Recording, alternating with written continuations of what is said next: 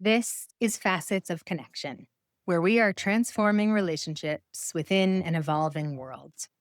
Brought to you by Relational Life Foundation and hosted by me, Sarah Melissa Oswald. This exclusive podcast series delves into the heart of human connection, exploring how we learn, love, and collaborate within a dynamic society. We'll uncover the power of respectful relationships and their essential role in the human experience. I invite you to embark on a journey with me to create a more connected, empathic world for future generations.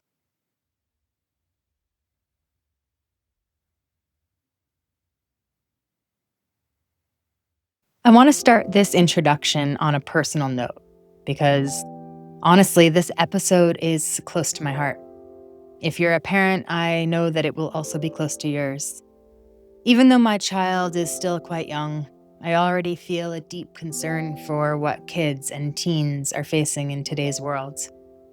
The statistics around youth mental health are terrifying. My worries are not about my family in particular, but they're about all our kids and my commitment, along with relational life therapies, to supporting future generations. And that's why I'm so grateful to welcome Susan Caso as my guest today. I invited Susan because she shares my belief that the heart of solving the teen mental health crisis is relationship, especially the connection between teens and their families.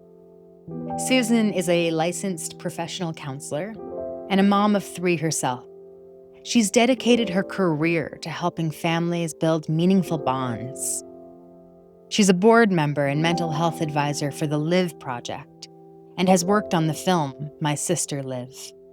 And she's served on the board of Rise Against Suicide. But what really stands out is Susan's deep dive into the parent-teen relationship. She's written a book, The Parent-Teen Connection, on how to build lifelong family relationships. And it's all about creating open, lasting connections with our kids. Her book has been endorsed by UNICEF, by Children's Hospital Colorado, and Crisis Text Line. I can't think of anyone better to help us tackle these tough conversations and inspire hope for future generations. And with that, here we go.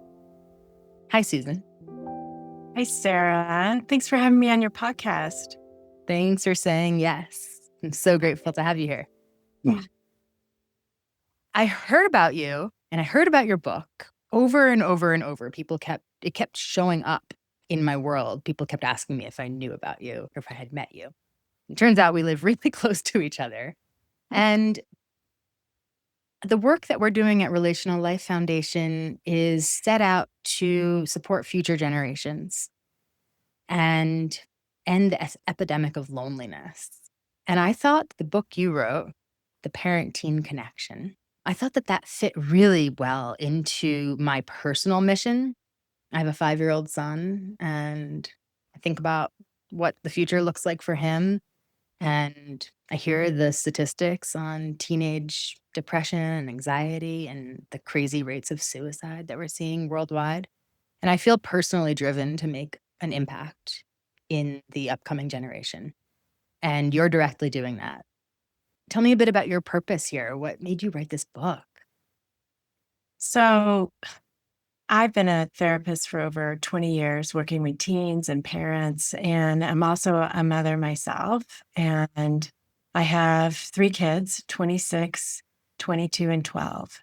And I love being a parent. And I also love being a therapist. It's really a privilege that people share their internal world with me and they grant me their trust. And I feel like I absolutely have the best job. It's really great. The intent of the book is to create stronger families where there's a deep sense of belonging, healthy communication, and an emotional closeness between parent and child. And that's really what safeguards kids in today's world. And I believe connection and learning how to be in a relationship starts at home. I do too. Yeah, Where are we going to learn that? it's true. It really is. It starts at home. We as parents build that connection. We teach our kids how to be in relationships, how to communicate, how to care for each other, how to empathize with each other. All of those things are just so very important and set the foundation for our kids for lifelong relationships and their happiness. Yeah, and as a parent, I know that there's more content out there on the internet than there ever has been about how to do it well, how to be that good parent who teaches all of those relational skills. But why now? Why did you write this book? Why do you think that the world needs this information at this time in particular? I see the same patterns and negative cycles of interaction between parent and child.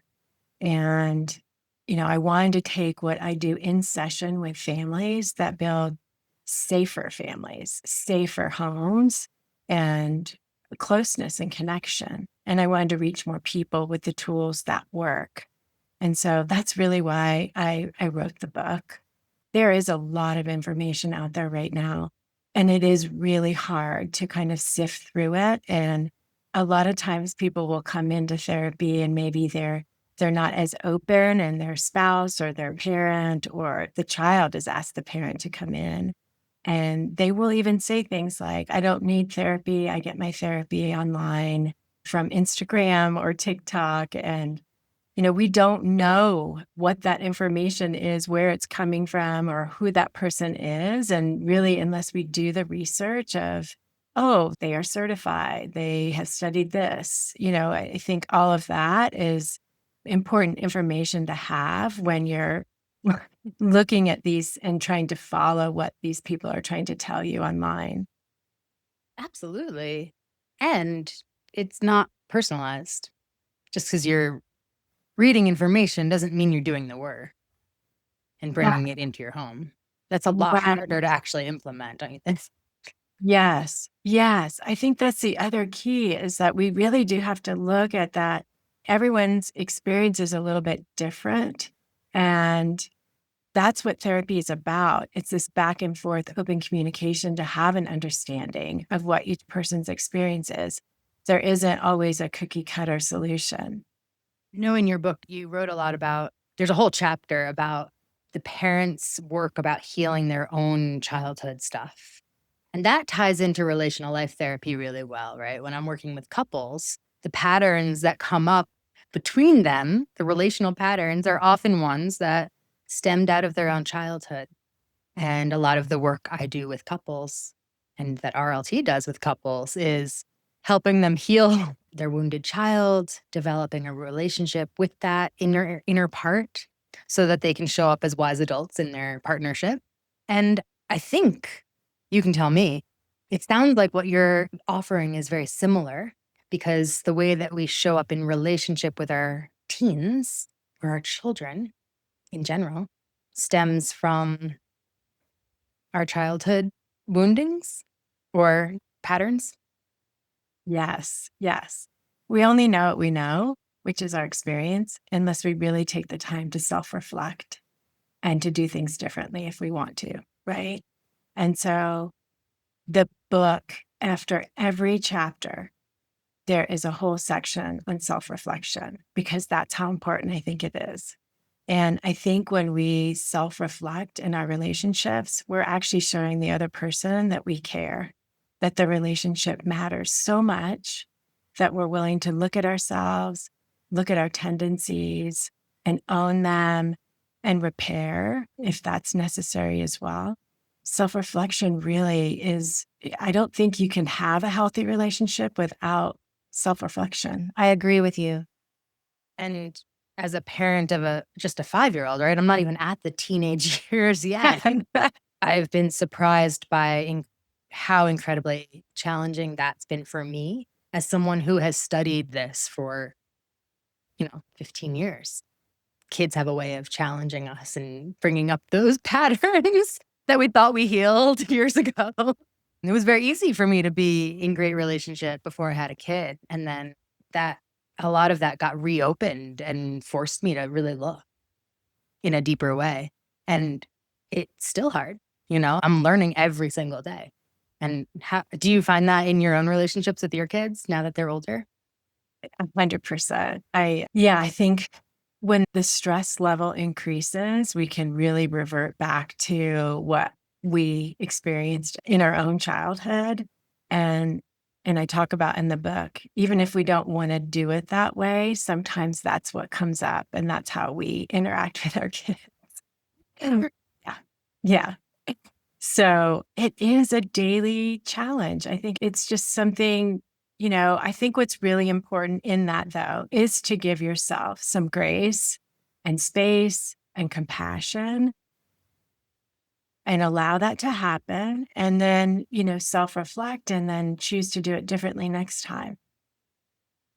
We can only do that. Yeah. Yeah. I love that I saw it in your book that you're like, perfection's not the goal. Something like that. Yeah.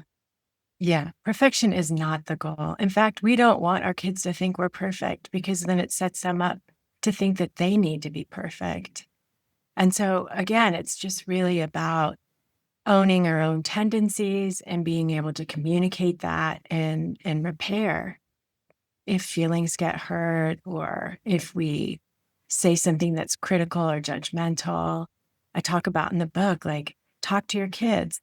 Hey, you know what? If I say something that's critical or feels judgmental, just come tell me. It might be a blind spot of mine. I may not have realized that that sounded critical. If it landed that way, just tell me and we'll work it out and I will apologize. Mhm. I love that you're encouraging parents to engage their children in being part of the system that's designing their relationships and not just saying, parents, it's all on you. Yeah. Yeah. Yeah. And I think that's also a really good segue into that respect piece. I think that when we look at that word respect, it used to go one way. A child has to respect the parent. And now, especially what I'm hearing in my office, teens do want their parent to respect them. They want to feel that respect going both ways. And when you have a relationship like that, it does work a lot better, a lot smoother. That part about repair as well. A lot of teenagers don't understand why a parent just won't own their part of an argument and just simply say, I'm sorry. And I think parents are afraid that their child will lose respect for that if they apologize or admit that maybe they had done something wrong. And really, what I'm hearing in my office is a teen actually loses respect when a parent won't come and say, you know what, that's on me, and I'm so sorry. Seems to make sense. Yeah. They're Yeah. human beings. I could go down a rabbit hole with either of those topics, respect and repair. And I'll Yeah. just say briefly, I don't know the statistics on teenagers, and maybe you have more information about this, but I think it's Ed Tronick talks about the importance of repair even with an infant, mother to infant, and how it's Yeah. not about being perfect. It's about the repair that happens. You can get a lot of it wrong, but as long as repair is happening, your child's gonna be okay, and that relationship can still be strong and securely attached. Right. Right. And again, that secure attachment is what we want. And if we look at how we create secure attachment when our children are born, we're told to bond with our kids. And that is done through what we call a volley, a serve return. The baby cries, they serve up a need, a parent responds, cuddling, feeding, rocking, changing a diaper. And that's that return. And so that serve return over time creates a secure bond. And I talk about in the parenting connection that volley, that serve return never goes away. It just looks different. And now it's with communication, verbally, non-verbally. But the verbal part is really being attuned with your kid, really listening to understand, confirming messages received, empathizing, validating, and owning and repairing. And that's that volley. And so when we talk about communicating with our teenagers, that's how I explain it to them of, are you volleying with your teen? Yeah. I, I'm thinking about situations that could be tricky. One came up for me this morning. My kid lied to me for the Yeah. first time that I'm aware of, Mhm. in an intentional way. I imagine being a parent of a teen is incredibly challenging. Yeah. Yeah, it is. Yes. Yes. And I lied to my dad because he didn't want me to do certain things, right? He wanted to have a lot of control over me. And I knew I was fine. I didn't need him to oversee me. And so I would make up stories to give myself some more leeway. But now as a parent, I see that like to me, lying is biggest offense. Yeah. And so what would you Painful. recommend a parent do? How do you develop a sense of trust that your kid wants to tell you the truth, even if it's something that might get them in trouble? Yeah.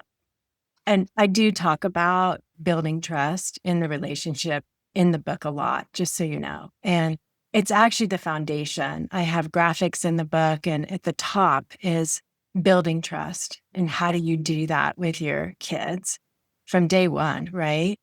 From Um, day one. What if I'm a parent of a 15-year-old who's just like in the thick of it and I'm just finding your book? What if I haven't been doing that from day one? I always tell parents it's never too late. It's never too late. Yeah. And in that scenario, going to your Mm, team and saying, I want things to be different between us. I mm. want to have a closer relationship with you. I want us to have more ease in the relationship. I want to be approachable for you to come to me and tell me to be truthful when you're struggling, when you're in trouble, those kinds of things. And so to answer that part, like it's never too late to turn that ship with your child. Yeah. It's really touching. Yeah. But building trust is a daily task with your kids. I think it And goes back to that topic of respect. respect, building a sense of belonging. It's in your home. We I talk want to talk about that too. uh, we talk a lot about belonging at school, in community, in the workplace, but we're not talking about belonging at home, which is the most important place for our kids to feel a sense of belonging. And so really looking at that, how are we creating that belonging? How would you define belonging? Belonging is that place where we feel that we matter, we feel seen, we feel heard. There's a deep connection there. We know that we're accepted no matter who we are, right? I think that is also this piece between parent and teen of, do you accept me for who I am? Do you accept that I am trying to discover myself, that I'm trying on different hats to see what fits? Or are you judging me? Are you criticizing me? That doesn't tell a child that they belong. Yeah. So criticism, judgment, those are barriers to a sense of belonging. Mm. Yeah. But belonging can be done in so many different ways. And so it's really important for parents to kind of reflect and find out, am I creating that sense of belonging at home? Are we having dinner together? Are we sharing meals? Are we sharing joy together? Are there rituals and traditions that are a part of our family? That's like glue that kind of holds families together. Then there are these small bits for connection that create belonging. When your kid walks in the door from school, instead of like, how was your day? Do you have homework? It's, I'm so glad to see you. I missed you today. Things like that. Like everyone wants to walk in the door and get a response like that, right?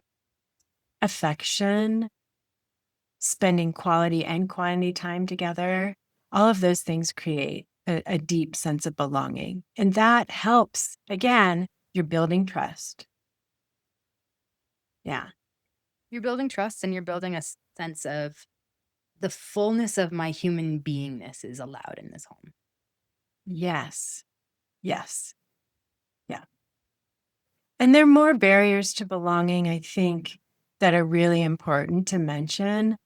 And I mentioned criticalness and judgment, but there are also barriers that, I hear from teenagers a lot is yelling, picking, kind of bullying behaviors at home. Those things actually do happen. And it tells the person, you don't belong here. Yeah. Aggression of any kind. Right. Right. Mm. Yeah. I like to imagine that as my kid gets older, that's going to be easier for me. I think in the toddler years, I struggled with I wasn't a yeller, but I felt like I needed to be in charge. But now that he's growing into this whole human being, not that he wasn't a whole human being at 2, but there's so much more to respond to, right? I can be more engaged in dialogue with him. That I Right. think it's gonna get easier for me instead of harder, but I might be thrown off game when he becomes a teenager. Now, I always say you work super hard till they're 5, and then I feel it's like I just smooth made it sailing. through a marathon, right? I hit 5. Mhm. And then it should be smooth sailing until the teenish years. And I don't know, it feels like, although my 12-year-old's so amazing right now, we're still having that great time. But, that kind of teenage time where they maybe don't want to hang out with you as much and those kinds of things. And they're starting to have some Mm. trouble self-regulating again, and there's lots of stress. And so then that's this other piece of this time that you really need to work hard to help them regulate themselves and maneuver. Oh, they're maneuvering so much. There's You're so right much. on this edge at Yeah. 12. Yeah. You're in that moment right now, Susan, with your kids. So what is it that you are currently doing to support that transition? Well, again, making sure that that relationship is close, that she knows I'm approachable, that she can talk to me, that we have open dialogue. We talk about everything, anything and everything. We talk about how she's feeling, what she's struggling with in her friendships. The other day, she said something so powerful to me. She said, You know, I actually don't know who I can trust in my friend group. Every day it feels a little different. And that is right there is why at home needs to be a safe place. Home needs to be that place that I can say and do anything, and you're going to listen, you're going to help me, you're going to support me. Yeah. It was painful to hear that. Like I have all these friends and they're great, but then I actually don't know who I can trust. I bet as mom, that was really painful to hear. Yeah. I mean, it's hard when our kids hurt or they're suffering. We suffer a little bit too, right? Because we just want the best. But back to communication on that, really listening is the answer. Jumping into their emotional experience instead of jumping to like problem solve. Right. I Yeah. imagine there would be a lot of impulse to try to fix that, of giving advice or helping them find new friends or figuring out who they can trust. But really, it's about letting them know that there is someone who's just going to listen. Can be huge. Right. Right. Mm. Listen, we talk about when we're communicating with somebody, maybe listening 50%, but during these years, it might be 70% that you're just listening and not jumping to problem solve or judging or criticalness or any of those things that are barriers, because they'll just shut down and walk away. And you might end up problem solving. You just ask, is this something you want me to help you with? Do you want me to help come up with some solutions? And they'll say yes or no. That takes it right back to the concept of respect. Hmm. To respect that they are grown up enough to be asked to participate in that, the systems level question of like, what kind of listener do you want right now? Do you want my help? Yeah. Yeah. How can we become closer right now? What kind of support can I give you? What kind of connection do you want our relationship to have? As a new mom, I really fell in love with the concept of respectful parenting through Janet Lansbury's work. Mhm. And with RLT, respectful relationships is the primary theme, the name of the game. Mhm. And with teenagers, I imagine it's really recognizing that, like, I'm not better than you. I'm not I'm not going one up on your teen Mhm. and putting them in a one down position just because you're wiser or older or have more authority, but to bring them into the same as position of we have equal worth because we're both human beings living and breathing right now on this planet. Yes. Yeah. Yeah. And if your teenager can feel that energy from you, I imagine it becomes a lot easier. Yeah. Yeah. And I talk about in the book of let them lead. Let them lead. They want autonomy. Teenagers want some agency in their own life.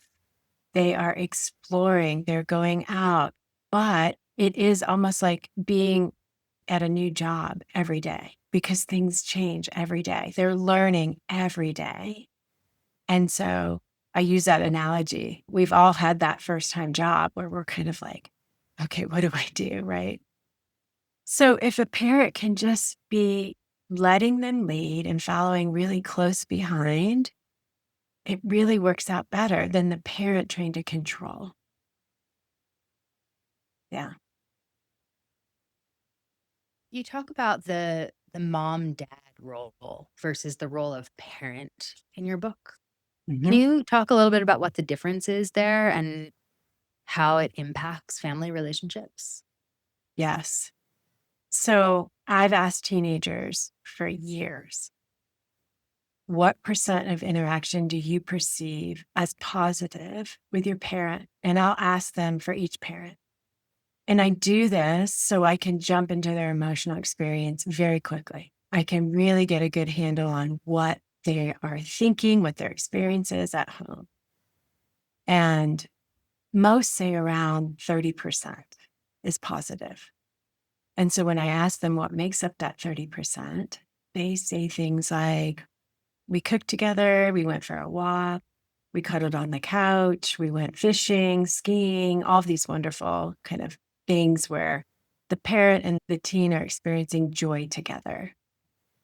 And those are the times where you're cultivating the relationship. And then I ask teenagers, well, what makes up that 70% that you perceive Is as that negative? the average, you would say? That's I about would say it's the average. 30, Yeah. 70? Yeah. And 70% difficult with any given parent? yeah. Wow. And when I say what makes up that 70% that you perceive as negative, they say, they talk about the interactions that begin with, have you, when are you going to, you need to. And all of those interactions is what I term the parent role. And we do have to do those things. We do have to make sure our kids are doing their chores and their homework and keeping them on task and all the to dos of life, right? But when we spend the majority of our time doing that in that parent role, we're not cultivating the relationship. And so I talk about in the book flipping it.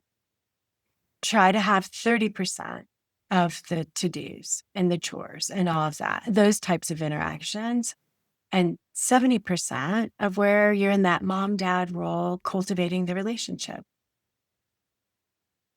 Yeah. And I have to tell you, it's been this mom dad role versus the parent role has been one of the biggest things that's coming out of the book because parents can implement that right away. They can stop themselves right before they're interacting with their kiddo and say, am I in the parent role or am I in the mom dad role? I And don't understand the difference. you don't? Oh, Mm-mm. okay. So Break it that, down for me. sure, that parent role is the instructional Oh, piece. okay. And the mom Yeah. dad is the relational. The relational, that Huh. kind of more warm, loving side where you're experiencing joy together.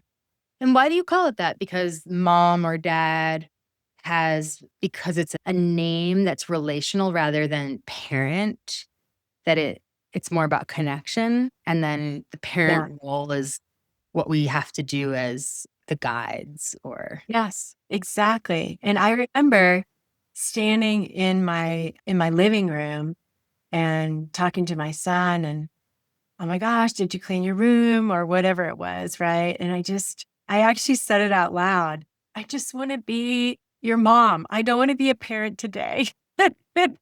Can I just be your mom today?" And I remember just laughing out loud and thinking about when I ask teenagers questions in my office about the Mm, percent of interaction you perceive as positive. I'm like, these are the ones that I don't want to be doing either. And I'm sure they don't want to hear this. And so that's how I came up with that concept. And like it. again, like if you look at right before you're interacting with your kiddo and just ask yourself, am I parenting right now?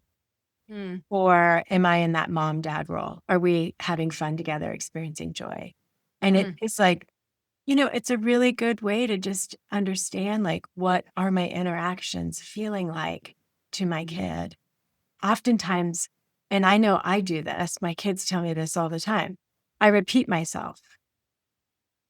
I think that's very common. It's so common. I And repeat so myself a lot these days. I It know. seems like my kid on another planet. Like he doesn't, Right. my words don't actually get into his head. I'm like, I can you hear know. me? Can't tell. But how, I, what I'm curious about is, okay, there's two things that are coming up for me, and I can only okay. relate to this in relationship with a 5-year-old. So bear with me. Yeah. Yeah. But I think that it probably translates into teenagers. But when I am having to be the parent, I'm working at getting into his world to be able to communicate it rather than, hey, you need to brush your teeth. We're about to leave. Like, brush your teeth, brush your teeth, brush your teeth. But actually getting down to his level, asking him what he thinks we need to do before we leave the house. Like That's helping him great. become Yeah. responsible and being in relationship through the need to parent, right? The need to be the parent. I can still be in good relationship with him rather than barking orders from up here. And I imagine something similar would be true in teens, that you want to inspire them to have their own ownership over those things. Can you say more about that? Yeah, I think it is important for teens to have more ownership over their things and what they need to do. 100%. I think part of it also when with a teenager or even a 5-year-old is sharing with them. I don't want to have these types of interactions with you. I want to have a really good relationship with you. And I feel like when I have to do that parent role a lot, it really impedes on that connection that I want to have with you. So, what can we do together so I don't have to repeat myself or we don't have to have these types of exchanges? And whatever that is, maybe it's you're going to clean your room on Tuesdays and Sundays. So I don't have to say anything. I don't have to repeat myself and put it on a calendar or, have your phone or your alarm remind you that, and you be in charge of that. And that also entails, though, the parent not walking into the room except on Tuesdays and Sundays and going, "Why haven't you cleaned your room? Why haven't you cleaned your room yet?" The agreement is Tuesdays and Sundays, that kind of thing, where they are taking some responsibility. So it's not on us. Yeah. Right. And I'm not trying to oversimplify it. I don't know if that's I know, but sometimes using a simple example is a great way to create a template for something that we can implement in yeah. more complex scenes. I mean, I do something similar with like bedtime. I was so tired of saying, "Okay, you gotta brush your teeth, put your jammies on, we're gonna pick out your books." He now has an alarm, a song that goes off and Yes. it plays for 5 minutes. And he knows in these 5 minutes, I have to do these things. And then I get to play for a half hour in my room. And he looks forward to that. And so his alarm goes off and he goes, "My song is on. I gotta go." And Yeah. he gets excited now to do those things. And I don't have to nag, which I so appreciate. There you go. Yeah. So you're doing it. Yeah, that's great. It's not always perfect, but I'm trying. Yeah. Yeah, yeah. What if you had a compass for every relationship in your life? I'd like to introduce to you the Connection Compass, which is a powerful research-based course designed specifically to help you understand why you act the way you do in your relationships, and to give you some guidance as to what to do when you get off track. It's based on the brilliant relationship grid created by Terry Real, who is the founder of Relational Life Therapy. This course explores two key drivers of all human behavior. It explores connectedness, which is how inviting or how distant we are. And it explores esteem, which is how we judge ourselves and others. It's taught by Dr. Kathy Hill, who's a psychologist with 30 years of experience and a trusted voice in the relational life community. The Connection Compass program blends clear teaching with real-world practice. Are you ready to take your relationships to the next level? I invite you to join us for this program and reconnect with yourself in a new way and build the relationships that you want most in your life. You can find out more about this program at relationallifefoundation.org and in our show notes. And now, back to the program.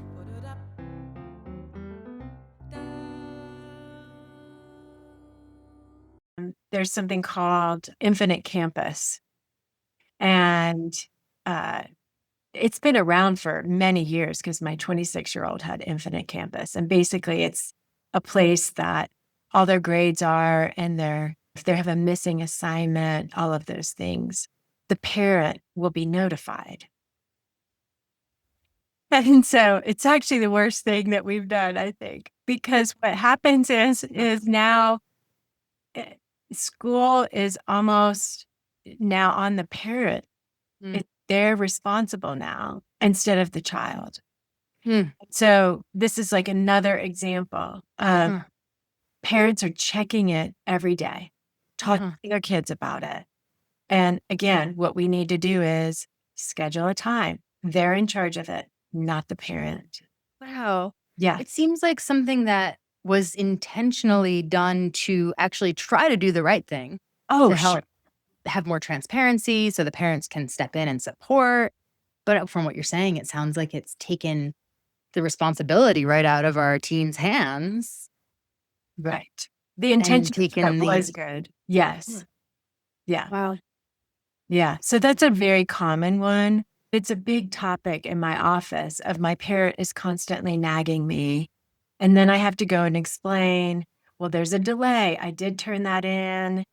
And then, oh, are you lying? Are you? Yeah, it gets very messy very quickly. And so kids need to run the Infinite Campus. They need to be responsible for their grades. And then they can report to their parent a couple of days a week. Sure. The system works out so much better that way. I bet it does. Yeah. I mean, isn't the whole teenage years like setting this human up for being independent and a leader in their own lives? Right. Taking ownership. I mean, it's practice, right? And, they are going to make mistakes. They are going to fail. And we as parents have to allow them to do that, which is also really hard. But that's how we all learn is trial and error. And right now, I don't think we're giving our kids enough opportunity for trial and error. And part of that is because the stakes are so high to get into college. Kids are stressing over, I got a B on that test, and now I'm not going to get into the college I want. And some of that actually might be true. To get into college right now is really hard depending on what level of college you want. But More competitive now than it was, say, 20 years ago? oh yes. Yeah. And the stress that it causes these teenagers it's sad. It shouldn't be this way. Yeah. It is sad. I Yeah. imagine that plays into the rates of anxiety and depression we're seeing. It's just pressure. I think Yeah. we're saying like the landscape has changed. It really has. And I think for parents where their kids are entering middle school, I think they believe that it has always been this way, but it hasn't. If I just even look at what my oldest was, my 26-year-old was doing in extracurricular activities, sports. She was playing soccer and she was on the top level soccer team. They probably practiced 3 times a week for an hour and a half, and then maybe a game on the weekend or what have you. Oh, goodness. Now it's 4 or 5 times, 2.5 hours. It's almost double. And so something that was meant to be fun, get exercise, learn how to win, lose, learn to work on a team, work towards a goal, all of those great things is now turned into something very different. And Why it do you has think a we're lot of forcing them to stress. grow up so fast? We are, you said it Why? well, we are forcing them to grow up really fast. Why? I Why do you don't think our culture is doing that? fast. Better, improve, the bar I talk about in the book that that bar that we're trying to reach, it's moving. It's constantly moving. And we teens feel like they've got one hand on it. Like, oh, I touched the bar and then it just moved again. And so there's like this place where it's like, can I feel that sense of accomplishment and just enjoy that? Or no, no, now I'm expected to do this. Wow. Or they see it all on social media and they're comparing themselves to people that aren't maybe even the same age as them. And of course, they're seeing a highlight reel, a 30-second snippet, Right. and that also contributes to mental health issues. Yes, it does. The social media, the Big online time. presence. Yeah. That's been more of what I have focused on diving into in terms of my understanding of this epidemic. But the the point you're bringing in that our world has become there's so much more pressure is Mhm. something that I haven't attended my attention to too much because honestly, it makes me a little sick to my stomach Yeah. to consider that bar continuing to move. Like, I just touched it and it's moved again. One of my recent guests on this podcast talked about the hedonic treadmill. This go, go, go, go, go. If I achieve, then I'll be happy. But the bar is always further in front of us than we currently believe. Yeah. And that's no way to live. That's no way to have a sane, happy relationship with oneself. Yeah. It really does sadden me. And again, I think families where their kids are maybe entering middle school maybe think this is the way it's always been, that we have always expected this much from teenagers with extracurricular activities and academics, but it's not. It is not the way it's always been. And so I think when we're looking at the teenagers right now, what's happening with mental health in teens, it's this pressure. It is online presence, which is a whole nother world that I could spend days talking about it. And I think also that families are really disconnected at home. Everyone is on their phone, everyone is busy. And so families aren't coming together as much and creating that sense of belonging that I talk about or that emotional connection. I want to go back to this idea of a parent whose impulse it is to want to support and encourage and parent. And you talk in your book about using the body as a tool, to use your physical sensations to cue you as to how to change your external expression. Mhm. Can you speak a little bit about that? Because I'm super curious how you advise parents to use their bodies as information to slow them down and make different choices about how they interact with their teens. Yeah, it's a great question. And I use not only for parents, but I also work with teenagers to use their body. And, I talk about how we're in situations all day long. And if we can really tap into what our body is doing, it can tell us a lot. And I can just use myself as an example. And I do that in session with clients as well. But say I get nervous or anxious or what have you, my chest lights up. I can feel it in my chest. And who knows what's going to happen next, right? Lots of different things depending on who's standing in front of me. And so if I notice that, that is when I pause, I take a breath and I regulate myself and then I move forward. And so in one of the chapters, I talk about the cycle of response and that physical sensation, that emotion that comes up is the first step. And I go through the whole cycle of response of listen to your body. Now, what are your thoughts telling you? Because then next are your feelings, which are saturated with your thoughts. And where are you going in that cycle? Right. And so I work with when we're talking about communication between parent and child as well, I use that cycle of response to help them slow things down, to find out what's actually happening for them. What are they telling themselves? How are they feeling? And it is just so powerful to watch families be able to communicate better when they can get a handle on that cycle of response for themselves, which starts with the body. Yeah. Beautiful. I love it. Yeah. I use Gestalt somatics in my own work and have similar conversations with couples. Mhm. Yeah. How do we slow down enough to pay attention? Slow down. Yeah. Yeah. Then we have more choice in how we actually respond.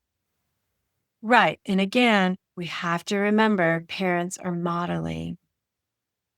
A kid will follow your lead. It may not feel that way all the time, but they will. And so if you stay regulated, it's contagious. Your child's going to stay regulated. Can you tell us more about where to find your book, how you're getting the word out? You told me a bit about schools adopting your book and building parent book clubs with it. That I thought was such a brilliant idea. And as you were speaking about this somatic piece, I was wondering, is it enough for a parent to read this book and then teach their teens about these tools? Is it better done in community? Is it better done in a therapist's office? What's your advice for a parent who's struggling with their teen? What's the next step? How do they get access to this? Where do they find your book? So I asked you a lot of questions that's just there. So that's okay. The book is available on wherever books are sold, Amazon, great. Barnes and Noble.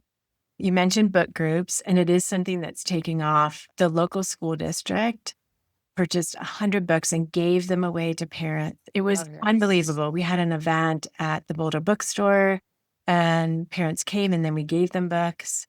And then the Parent Engagement Network, which is an amazing organization, they had a representative in almost all of the schools that were willing to lead the book group. And then I showed up like either as a surprise at the end or just jumped into one of their groups and answered a lot of questions and talked about the book. And the response we're getting is amazing. And parents are so appreciative of the tools that they're gaining, things that they can actually implement right away, but also that ability that they are building community. And they are so appreciative. And if you think about it, when our kids are younger, like your son, you go to the playground, you go to play groups, like there is that community. But when our kids hit middle school, that community gets smaller, and especially high school, because high schools are usually bigger, and we may not even know these other kids' parents. And so parents are really craving that sense of community to talk about what's happening with teenagers. And it's been really wonderful to be able to pop into these book groups. Mm. Yeah. Yeah. What Yeah. you just said about parents not having the parent community in high school as readily available for them, that's not something I'd ever considered. Yes, build it now. Even if your kid's in high school, there are ways to connect. And so grab the book, Yeah. start a book club, find other parents who want to have these conversations with you, be in Yeah. dialogue with other families, encourage them all to buy your book. This is going to change the experience of parents, families, and ultimately the experience of our teenagers and the next generation stepping into leadership. Yeah. We're going to create Wow. stronger families. That's the goal. Stronger families. This book is a gift to the world, Susan. Oh, thank you, Sarah. Thank you. Thank The you. world needs this. Thank you Mhm. for writing it. Thank you. And thank you for taking time to talk about it with me. Is there anything that feels really important that we didn't say that you want to leave as a lasting a tip or advice? What do you want people to take away from this conversation? Yeah, I just want parents to know that I know parenting is hard, especially if your experience growing up was difficult. It can make it even harder. I definitely understand that. And I'm sorry for that. That you don't have to be a perfect parent. What's most important is building that connection with your child, that you're approachable, that they can reach to you when they're struggling, and that you're there to comfort and reassure them. That's the most important thing. Yeah. And that feels delicious. It feels really tender to acknowledge that that's the most important thing. And also, what a relief that I can actually turn my attention toward things that feel good between us instead of the hard stuff. To me, that feels good, at least. Because it takes a level of vulnerability that I'm sure is not easy for all parents. But Yeah. Yeah. hey, thank you, Susan. All right. Thank you, Sarah. Thanks so How can much. people find you? What's your website? Where do people find you on social media? SusanCaso.com. Susan.Caso is my Instagram, and I'm new to Instagram. I don't know what I'm doing. So Perfect. I don't even want to be on it, but I'm on it. Perfect. Well, we'll put all those links in the show notes of this episode as well. All right. Thank you so much. Thank you. Thanks for listening to this episode of Facets of Connection. This show is brought to you by Relational Life Foundation, a nonprofit organization dedicated to ending the chronic epidemic of loneliness by fostering community and transforming relationships. Its mission is focused on building stronger, more connected communities through research on relational health and through accessible therapeutic services and education. If you'd like to support this work, visit relationallifefoundation.org. Your generosity helps us make relational support available and accessible to more communities. On another note, I'd love to hear from you. Whether you've taken a workshop through Relational Life Foundation, if you're working with an RLT therapist, or simply if you have a guest or a topic to recommend for a future episode of Facets of Connection. I want to know what's resonating with you, what's shifting, or what are you still sitting with? Send me a quick voice memo or an email to Sarah with an H at facetsofconnection.com. Your story might even be featured in a future episode. I look forward to hearing from you. Facets of Connection is created by me, Sarah Melissa Oswald. Our executive producer is Carrie Allison Maloney, and our digital producer is Kim Novak. Follow us here on YouTube and wherever else you get your podcasts. Thank you in advance for your support. See you soon.